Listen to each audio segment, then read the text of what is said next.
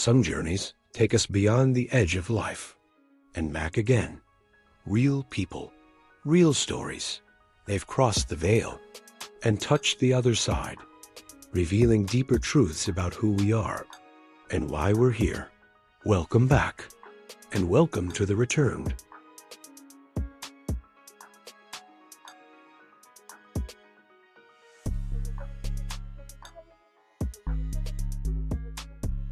I'm MJ, and welcome to my channel. Here we explore near-death experiences, spiritual awakenings, and everything in between. I upload a new video every week, so if you like this kind of content, please like, subscribe, and share. Welcome to The Returned. First experience came when I was about 3 years old. After everyone was asleep, I would see a little boy that would come into my room. Actually, he would only stand at the door of my room. He wouldn't come any closer. He would just be standing there looking at me, and he looked like he was glowing or transparent, if you will. But he would always ask me to come and play. And it was really weird. When I first noticed him, I woke up and I would look at the door and I would see nothing there. And then he would walk into view or glide, and he would stand there and he'd be saying, "Let's go play." And I would be scared out of my mind. I didn't want to go play, and I didn't know who he was, and I was afraid. So I would grab my pillow and my blankets, and I would put the blanket over top of my head, and I would crawl on the floor through the door down the hall to my mom and dad's room, and I would sleep on the floor beside them. It happened often. There's no words, really. What else is a 3-year-old going to do at that age? My next came in around age 4. We had moved where we lived on a ranch, and my dad was a trail rider, and he would take people on trail rides.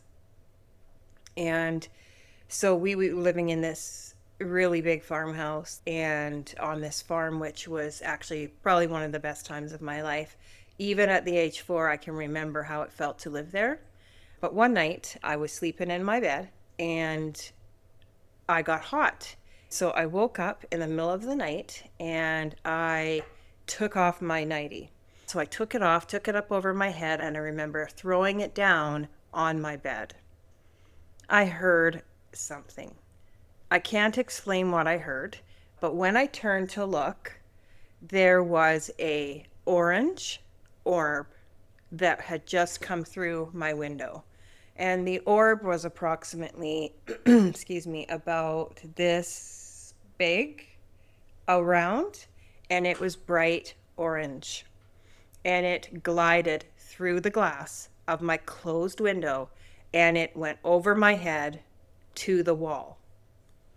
And I looked at it, I was staring at it, and it didn't do anything, but mind to mind, it said, "You need to put that nightie back on. You know you're going to get into trouble." And that is so strange because my dad was actually a stickler for us not being fully dressed. We just had to be fully dressed at all times, and even in our sleep. So it was, like I said, the nightie was long, it was a flannel, and it was right to the floor. And it didn't say anything else to me. It just floated there on my wall. I grabbed my nightie, I put my nightie back on. I then jumped down into my bed and under the covers. And I remember that I was lying there and I had the covers up over my head. I've never seen the orb again, but that time was pretty interesting. I think because it was right. It knew I would get in trouble. So I was happy that actually that orb came, and I guess it was only looking out for me. From the age 4 to around, I'd say 16, I didn't have any contact. Not that I can remember. I can say, though, our family life had gotten a little bit rough, so it could have been that I actually blocked it out. I'm not sure, but it wasn't until I was around 16 when I experienced something again.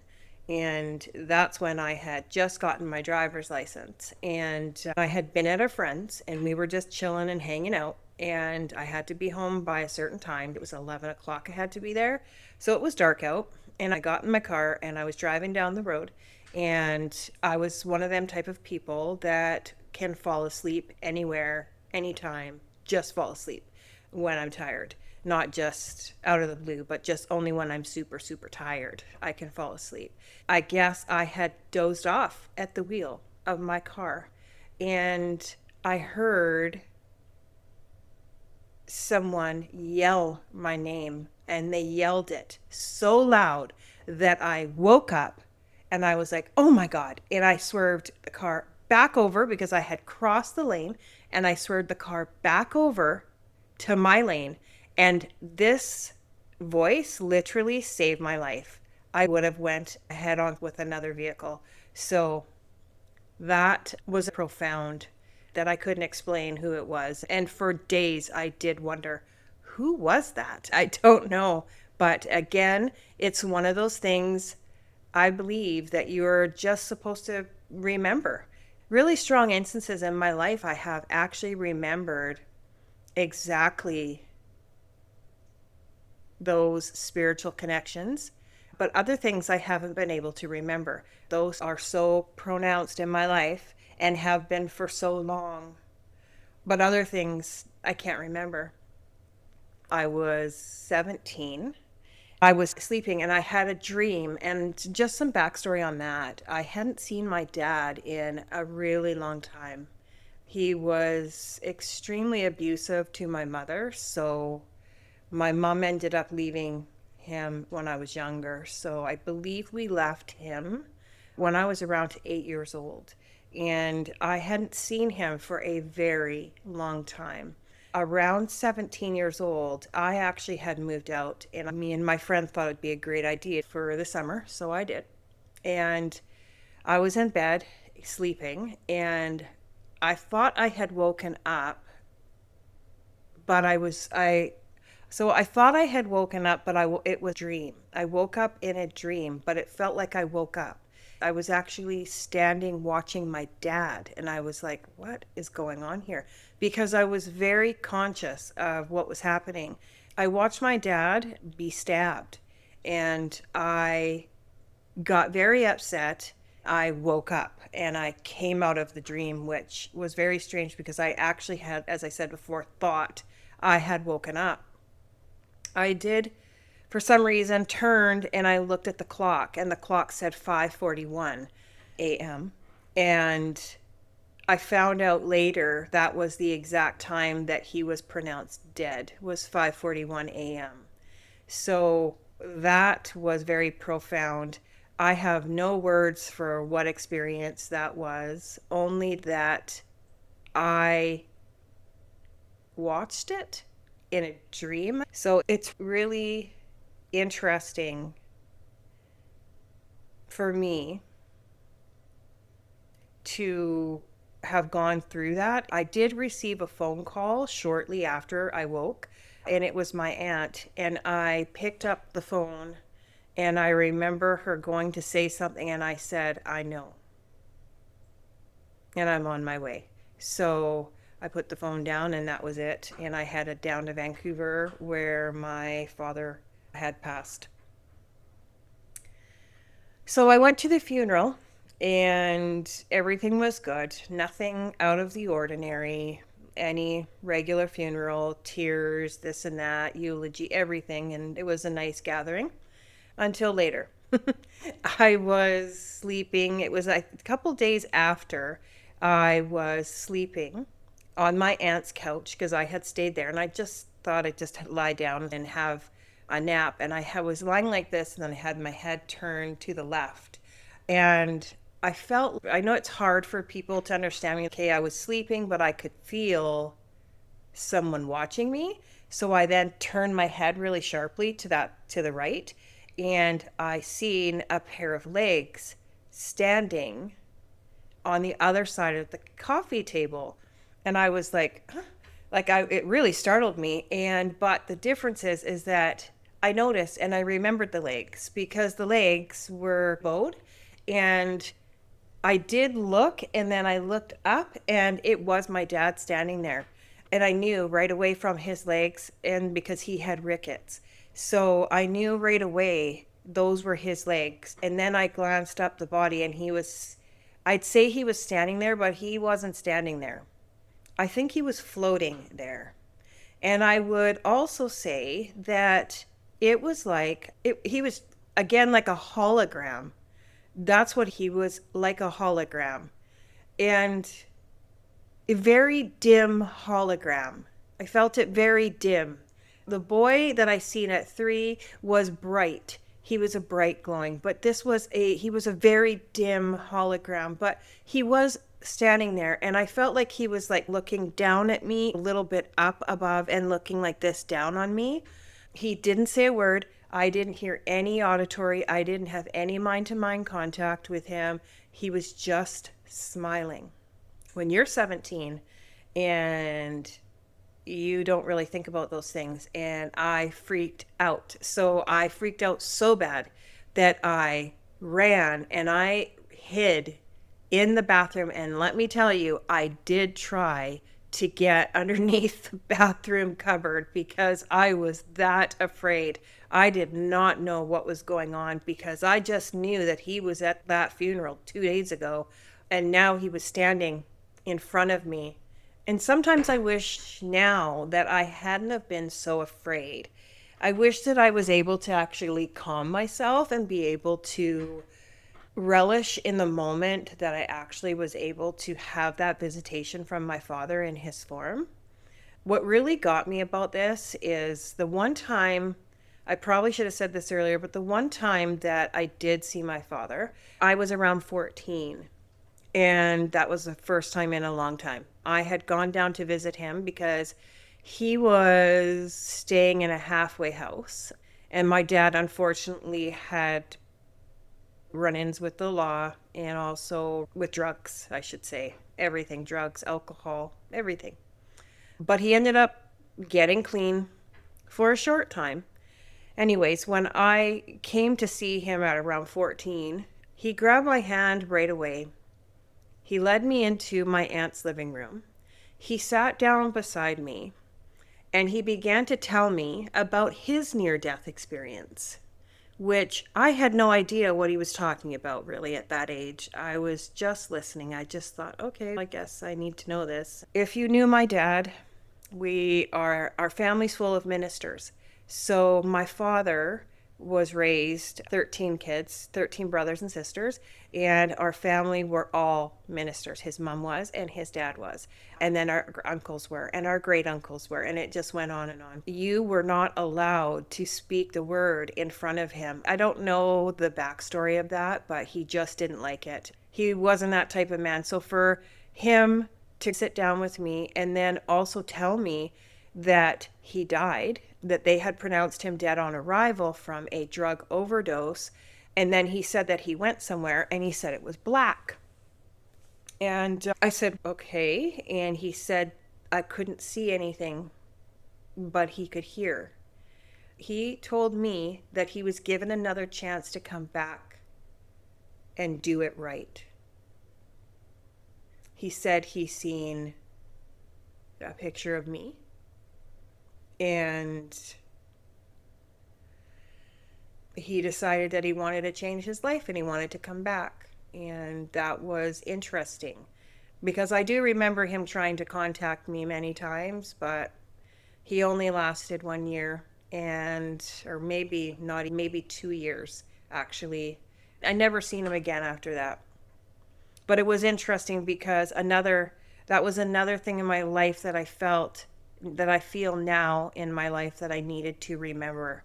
And I don't know what it all means. I just know that it's all happened. And this is why I started the channel, because I think that more of us need to understand that there's a lot of us out there that have had experiences, and maybe this could just help someone understand who they are, and maybe it can help me at the same time. After seeing my father in his translucent form, I had called my auntie and told her to please come home. I seen my dad in the house, and she was like, "Oh." And I said, "Yeah, I see him." And she came home. I'm not sure if it was right away. I really can't remember, but she did come. And she did tell me that I was a seer. That's how she said it. You were a seer. You can see things others can't. And I hear things others can't. And so she apparently she could see, and she was like an automatic writer. So spirit would speak to her, and she would write down what spirit was saying, and then they would sit and talk with her. But I didn't get that. But she did also explain to me that it was in our family, and that my grandmother, who is Cherokee Indian, was very spiritual. She was also a minister. So it's interesting that there's been a lot of this in our lives, in all of our lives on my dad's side. So it wasn't nothing new to her. She believed 100%, completely believed me. Other friends did not. They thought I was crazy. About 1 year later, and not even a year, I found out that I was pregnant with my first child. And when I went into labor with my son, as a woman, we all know who, if we've had children, that it's quite painful. It was painful, but I had very quick births. My children was like here and out, just like that. They wanted to hit the ground running. So I was lying there, and I remember my mom leaving the room, my friend leaving the room, and I had my head turned to the right, and I could feel a contraction coming on, and I had closed my eyes, and I was trying to breathe through, and I heard a voice come in on my right side, like it was here, and it said, "I'm on my way, I'm coming, and it won't be long now." And I looked around, hello? Like I didn't know who it was. And it just another spiritual connection. But he was letting me know, I guess he seen I was in pain, and I was, as every woman that has a baby. And he was letting me know. He knew that I could hear. He knew I'd hear him. And he came, and he did. He was there within 20 minutes. It was interesting, that. Just really beautiful. So around the age of 20 years old, it was Christmas time. And no, I'd say around, 18 years old, I snuck into a nightclub one night to see my friend working there. And I came up the back stairs. And I came up the stairs, and she was across the room. And she had her tray, and she was taking the glasses off the tray, and she was putting them onto the dishwasher that ran to the bar where they go through. And I looked at her, and I just stared at her for some reason from across. I had my hand on the railing, and I was just staring at her. And I seen her face morph. She was on her, like she was standing to the side. I seen her face like morph. And then like a piece of skeleton looking. I have no idea what to call this. But I see it. And it tells me right away that person's going to die. This was the first time I had seen this. I ran to her, and I knew what was going to happen. And I said to her, "Monique, what are you doing tonight?" And she said, "Oh, I'm driving to Williams Lake to see my boyfriend." And I said, "Do you think that you could stay and maybe leave tomorrow?" And she's, "No, I'm going to leave tonight. I'm not drinking. I'm fine." And I'm like, "But it's going to be 3 a.m, and you're going to be so super tired." And she's, "I'll be fine. I'll call you or whatever when I get there." And I'm like, "Oh, please don't go." I didn't want to tell her what I seen because I didn't know what she would think, but I begged her not to go. She told me to stop. And I gave her a hug, and I left, basically. We had some small talk, and then I left. But next day I did find that she did that evening have head-on collision with a semi-truck and died instantly. And then things started to be like, okay, what's going on here with me? got all these things. That is really strange to be able to see someone that's going to die. It's scary in itself. But the weirdest part of it too is that you see it and you don't understand why. I still don't understand why. I don't. But later on, and a couple of years later, I had a same instance with my ex-father-in-law. It was Christmas time. He came over. He was picking up the gifts we had ready for him to take back home. And he came over and he was standing in our dining room. And I went under the tree to grab the presents. And I just slightly looked back and up at him. And his face morphed. And it looked like something came out of his face, like, and came back. And then it's like a skeleton and then it comes back. I don't know what you call it. I honestly don't. I have no idea what it is that it is. And it's just something that I see and I know immediately that someone's going to die, that he is going to die. The thing is that how do I even know that from the look? I don't know. So I see the look on him and I'm like, oh, not this again. And then my ex had said to him, Dad, do you think you could watch the boys on Tuesday? He died on Tuesday. And I had actually told my ex about it and he wasn't very happy with me. He thought there was something wrong with me and that I was crazy. And I'm not. This is just what happens. And it's sad, but it's true and it does happen. So about 2015, there was a few things that happened that year or in that couple months before this major event, but I received about one week before I had felt funny. I was planning to go to Mexico. My husband and I were planning to go for New Year's and we were really excited. And my kid's dad was in Mexico as well. Anyways, I had received a message from my ex and all the message said was, don't forget about me. And I'm like, okay. I didn't say anything back. Yeah, I didn't say a word back. We had a long, not very good years together. So it was at the point where we were just like, no. I was at the point, I should say, that I was like, no, I'm not saying nothing. It's about 2 days before we're going on our trip to Mexico. And I get a feeling come over my body and it feels like dread. I think it's dread and it's anxiousness and it's something's wrong. It's intuition, foreboding almost. I don't know, but it comes over me and I'm like, oh no, here's the feeling. I got the feeling, but I'm not getting looks from anybody. I'm not feeling, anybody out. I'm not seeing anything on anybody that's around me. I have no idea who this is, but I said to my husband, I said, I am worried something is going to happen. And I didn't really want to tell him about that, my little special gift. We went on our vacation. Now, on the last second, on the day before we were to leave, I was on the beach. We had taken boat ride all day and we took a boat taxi back to this pub and we were having a grand old time. And we sat at this table in the sand and we ordered drinks and my husband went to use the washroom. And into view came these two guys wrestling on the beach and they were wearing, I think it's called Nacho Libre.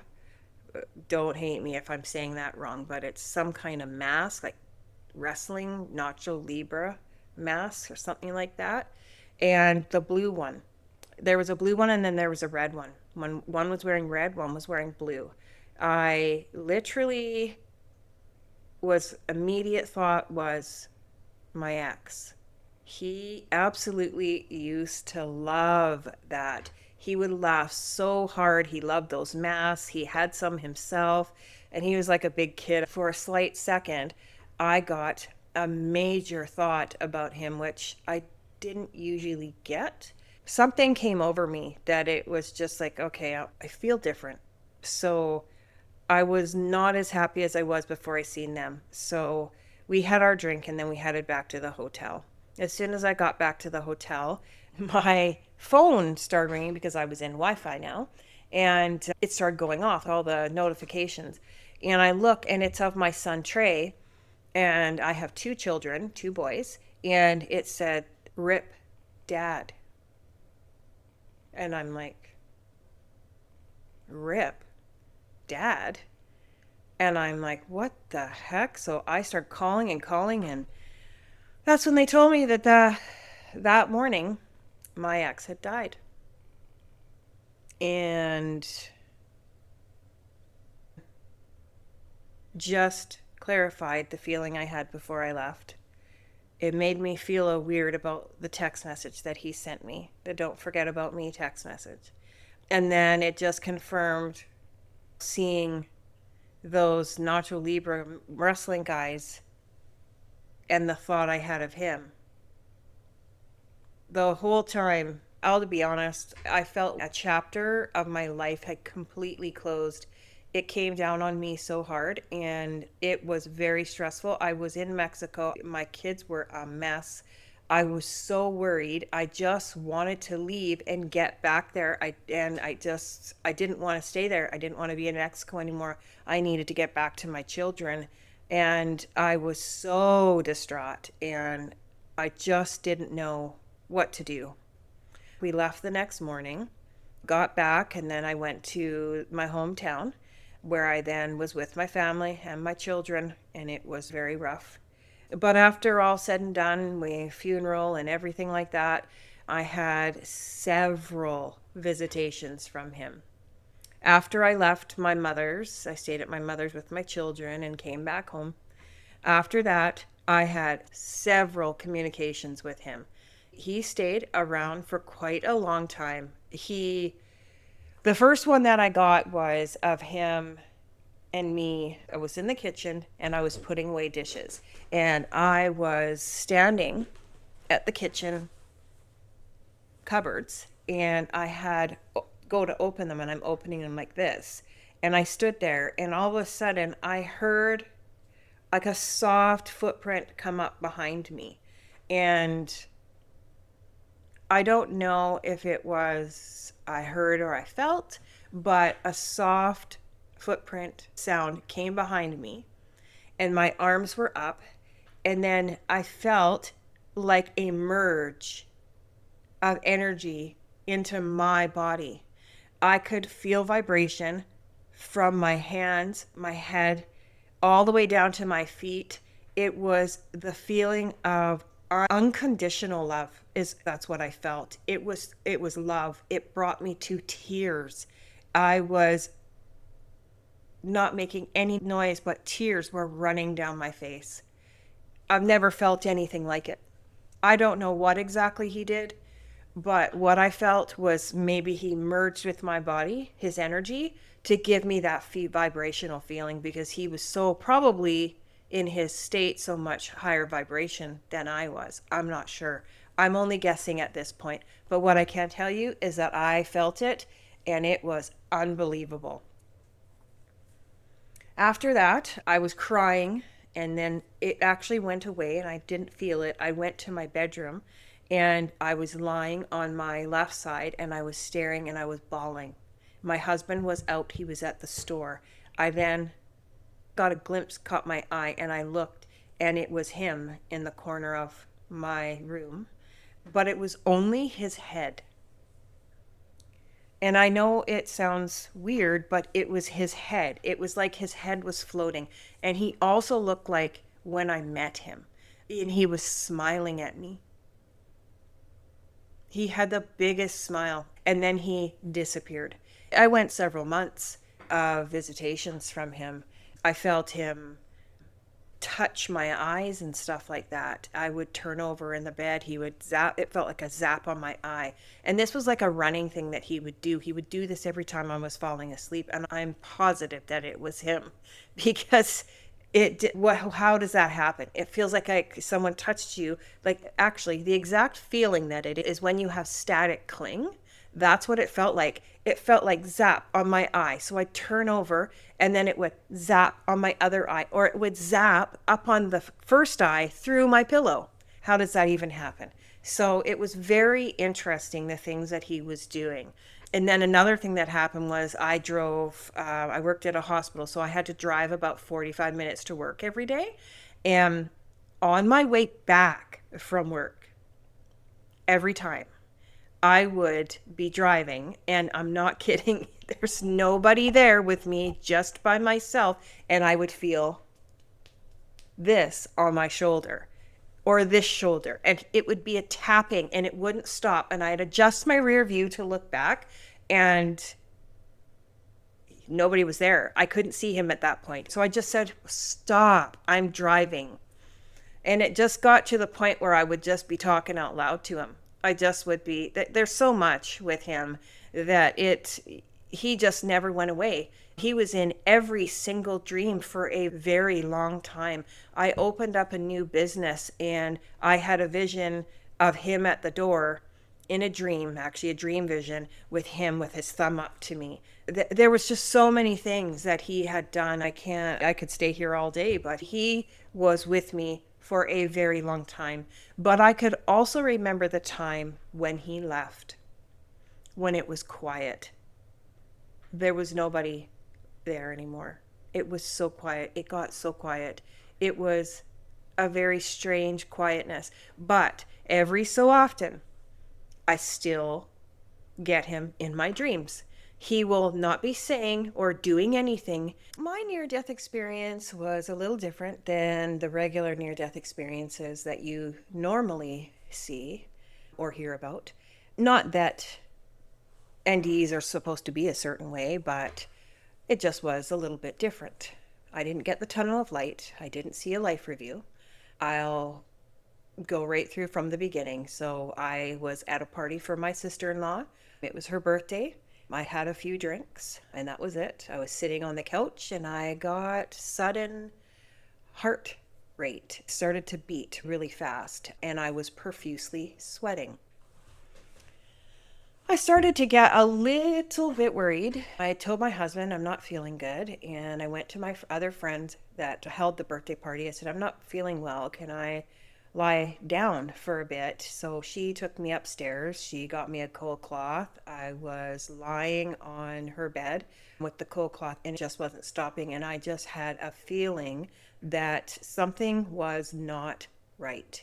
I can't really explain. I just knew it was a knowing. It was okay. I don't feel well, getting all the bodily stress symptoms and my heart rate. And I was having a hard time breathing. And I went down the stairs. I said, I've got to go to the hospital. I either call an ambulance or we take a cab, one or the other. My husband said, let's take a cab. So we called a cab. And while we were going to the hospital, I kept feeling like I wanted to fall over to the left side. And I just then rest my head in his lap, but I couldn't do it for so long. I just started to feel so sick. I felt like I was going to throw up. My heart was racing, sweating. I was begging the taxi to roll down all the windows. I thought I was going to actually, you get the stomach problems as well. I got to the hospital. I got up to the desk. She asked, what are your symptoms?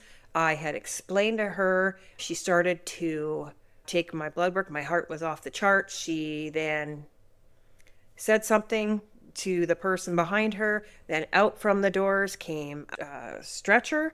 They put me on a stretcher. And in that time, from going from actually the front waiting and on the stretcher and then to the room where I was going, they were taking off my shirt and putting on like a gown, like putting a gown over me. They put me into the room. I was attached to an IV. I was attached to everything for my heart. And I just kept hearing the monitor going, and it just kept going and it would go like hard, like so I work in a hospital at that time and I knew that it wasn't good. I knew that when you heard the heart monitor doing that and going loud like that it wasn't a good sign.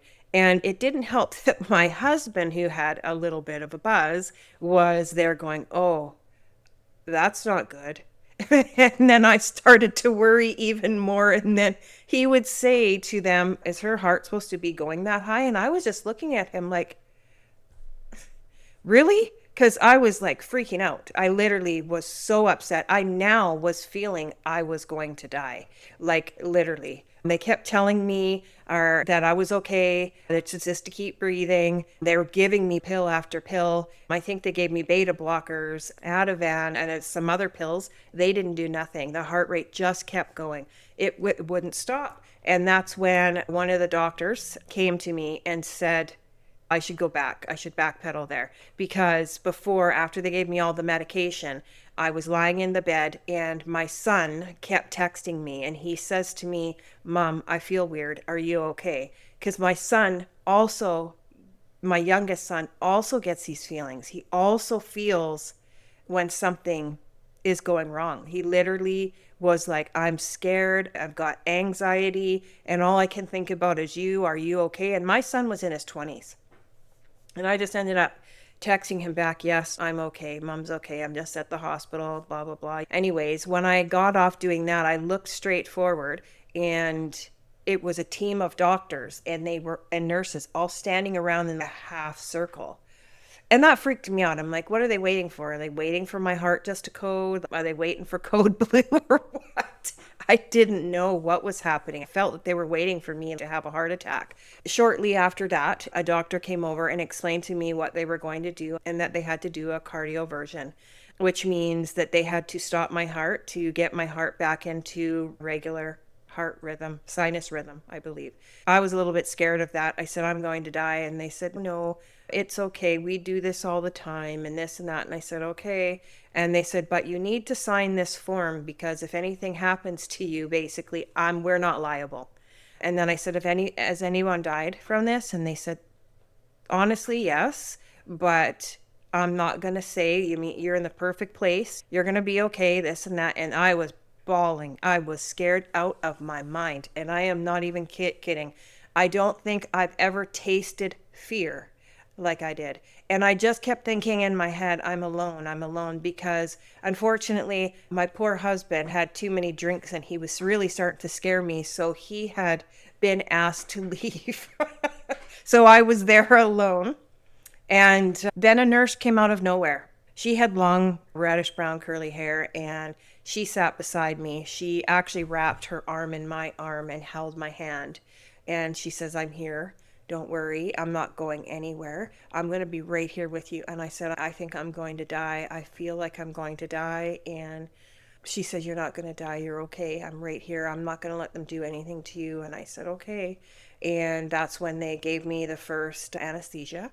And then the next one, I was out for that. Then the next one is when they give you a shot to stop your heart, which is basically an induced death. I didn't feel that because I was out because they give you the anesthesia first. But when I woke up, I woke up and I'm like, where the heck am I? And I thought I was awake and I was looking around and it was pure black. And I'm like, did I die? I didn't know what was going on at all. I was in a black place. There wasn't any stars, no space, no light coming from anywhere. And then I seen a light appear. And then all of a sudden, I seen a man appear. And this man was so tall that I can't even explain to you how tall he was. He was tree tall, like as tall as your tallest tree. I literally felt like I came up to his knees. That's how tall he was. And he was wearing like your white kind of tunic with a belt and something on his shoulder, like some kind of, I don't know what they call it, but it was like brown. And then he also had like kind of longish hair and he had a beard. And I was in awe. So when I tell you that whoever that was, I was in awe with him to the point where I literally was hugging on his leg. Like I was so happy to see this person. And he just kept looking down at me and he was chuckling. He was laughing. He thought it was cute. I couldn't stop. I loved him so much. I couldn't get enough, and he just kept looking down, and he would shake his head and smile, and he would laugh at me, and I was just like, I looked like I was a little girl looking up at her dad for the first time and giving the biggest smile I have ever given. And I felt it through my bones. There was no conversation. There was no talking. There was just like a knowing. He appeared like I knew things without him saying anything. I really don't know how to put it together. But all I know is I can tell you, I did not think of anything. I didn't think of my kids, my husband, my mom. I thought of no one. The only person I cared about at that moment was him. And he was amazing. He was funny. He was just so joyous and happy and loving. And I just loved him so much. Then in front of me appeared a wall out of the blue of green and yellow balloons. And I was like looking at them and looking up at him, looking at them and looking up at him. And then I understood that I had to punch to go back. I understood from him that the meaning of yellow balloon versus green balloon. And I had the full choice of which balloon I wanted to punch. So I remember looking up at him and I just went like in my head like this. And I was like putting out a punch and he laughed. He thought it was so funny. And he just looked down at me and he just went like that. And I said, okay. So then I turned to the wall of balloons and I punched the yellow. And before even hitting the yellow balloon, I just came like this close. I woke up and I was on a stretcher and I stood up, I didn't stand up. I sat up and I took the biggest gasp of air. And I looked around like, where did he go? And I then turned and I seen my husband sleeping in the waiting room chair. There was a little room off where I was and he was sleeping on the chair, or on the little chairs he had put together in there. And then the doctor came and said, oh, you're back. And I said, yeah, seen somebody. And he said, oh yeah, okay, yeah. He totally pushed it off. Like he didn't want to hear it. And neither did really anybody else after that. But that was incredible to me. And I really couldn't understand it. But at the same time, it was extremely traumatic what I had gone through. And I had burns all over the front and all over the back of me. And they said that it was about 3 minutes that I was gone for. Years went by and I was heavy into meditation after that. I just couldn't believe it. And for a bit, I stopped thinking about it because I was really upset what had happened to me, like the whole cardioversion and everything like that. It really traumatized me. So I just shut everything out of my mind and tried to heal from that, and everything was good. And we went on with life. Some of the abilities that I think I came back with, I had heightened intuition, energy reading. I had downloads. Like sometimes I would be sitting anywhere and I would feel like something came in my head and I would have to write it down. So it felt like I'd get these downloads and then I'd be writing like crazy, like just not even thinking of writing, just writing.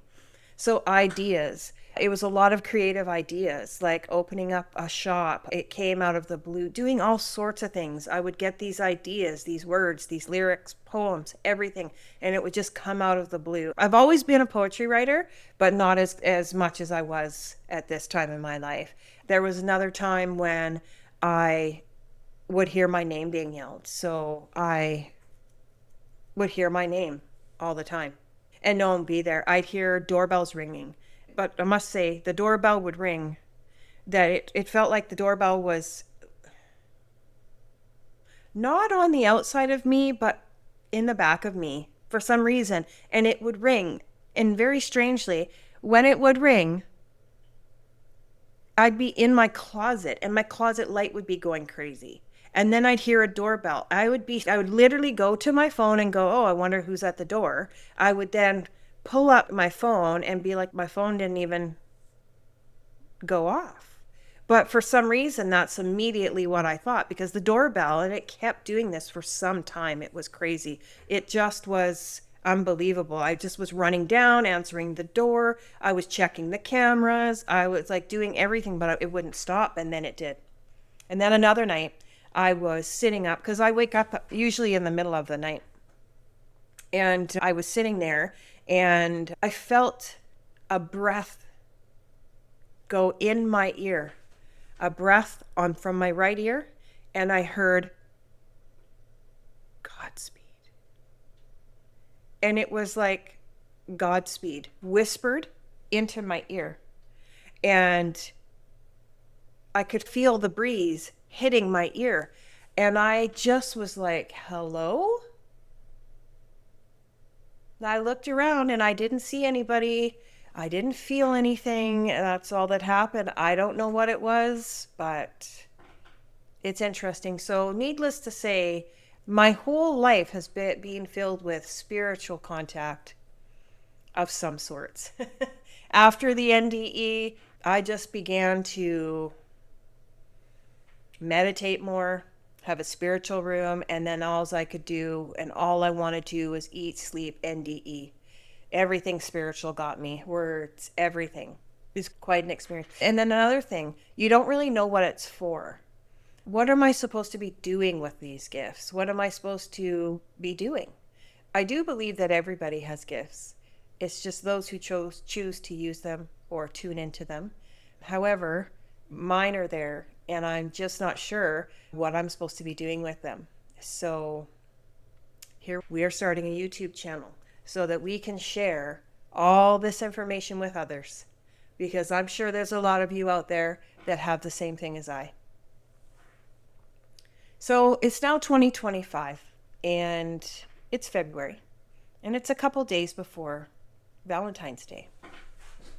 And I am up in the middle of the night and a feeling of dread, pure dread, comes over me. It was, so I'll just premise that I have never, ever felt this much dread in my life before. It was to the point that I was afraid to fall asleep. I thought I was going to die. I woke my husband. I said, I feel strange. I've got anxiety. My heart is beating. I feel dreadful. I can't go to sleep. So I had told my husband someone's going to die. And when I told him my husband someone was going to die, he propped me up on the pillows and he said, relax. I then was able to finally fall asleep, not knowingly, but did. But I knew the feeling. I knew what was happening. I knew someone was going to die. I knew it. And it was when I was going to call my mom at 7:30 in the morning, or 7:41 exactly. And I remember looking at the clock, 7:41, and then I'm like, oh, I got a call. I can't do that. I'm going to have to call about 8:30. I don't want to wake up my stepdad, because I always call my mom early. Most of the time my stepdad's out of town on work, so I can call anytime. But this time I felt I needed to wait for him to wake up. So I didn't. But 10 minutes later, my mom called me, and that's when she let me know that my stepdad had died that night in his sleep. And I began to bawl my head off, of course, and my mom said, I can't do this right now. I gotta go. And I said, okay. And then I called my husband, and my husband says, oh my God, you called it? I said, yeah. Why does this keep happening to me? And he said, I don't know. I went up to where my mom was, my hometown, and it was pretty sad walking in. As everyone knows, if there's a death in the family, it's quite dreary. It just doesn't feel the same. But Mom said that she had an experience where she felt like energy merged with her. She's not into this. She calls it crazy stuff. But she said she felt like he had it went right inside of her. And I just told her that was his energy, and he's still here, and he will be for a bit, to talk to him and everything like that. And I didn't see him, but boy, did I feel him. I did not see him, but when I walked in that house, I had the energy was unreal. I could feel the energy. I brought my dowsing. I could feel that was going nuts. It was really crazy how strong his energy was. And that was fine. So we ended up going to bed and everything like that. I was lying in the living room, sleeping on this cot because all the rooms were full. And I had turned to my right side and I had pulled the covers up over my shoulder. And that's when I felt a hand on my shoulder. And it felt like it stood there for a bit. And I looked up and I said, "Thank you. I love you." And I didn't see him, but I felt him. And yeah, it was rough. I did the slideshow presentation and all that for him. And that just happened on February 13th of this year. It was quite sad. But my first visitation from him, which was not really a visitation, but I had lied down and closed my eyes for just a moment, and I received a white flash in my mind's eye, and it was his head, and it was floating there, and it was smiling, and he looked young. He looked young, and he looked happy, and he was smiling, and then he said to me, mind to mind, "Thank you." And then the flash disappeared. It went away. And I have never had that experience before. I've never had a flash of light in my mind's eye. Spiritual connections, I'm starting to understand it. I also am starting to understand that it's not just me in the world that's experiencing these things. When you tell people things like this, they actually think you're crazy. So I'm really happy that I do have a lot of people to reach out to and talk to about this. But this is the main reason why I started my channel. I wanted a place that was safe and where people could talk about everything spiritual, NDEs, spiritual contact, meeting beings, out-of-body experiences, everything and anything, I should say. I just feel a calling to do this right now. I never thought of starting a YouTube channel before, but here we are. And what you can look forward to is weekly episodes with people that have had very wonderful experiences. And I really look forward to sharing the light with you. Thank you for listening to my story.